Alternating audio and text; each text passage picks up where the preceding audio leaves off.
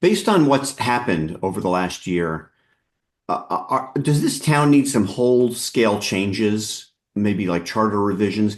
In particular, I'm thinking about comments I've heard about, the three top, I get maybe top salaried, or certainly CFO, town administrator, first select person.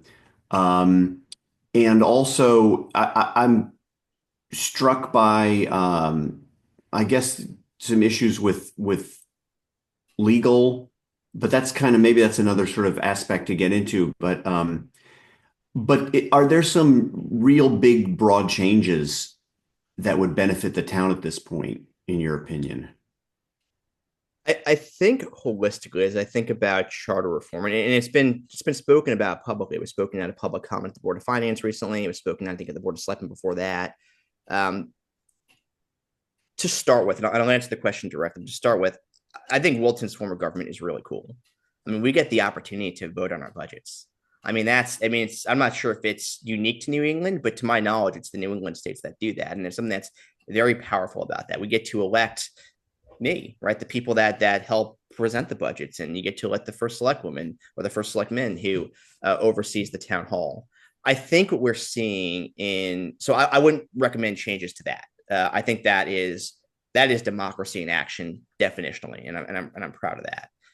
I think what we've seen over the last few years, and reflecting on comments I've heard the previous first select woman make, and even our current first select woman, the job of first selectman, broadly speaking, has grown substantially. That is my understanding, is it's why they wanted to hire the town administrator. Um, as I kind of sit back and think about it, I think the town admin role is a good one. I think it's helpful to have people with subject matter expertise to help a layman who may be elected to that office.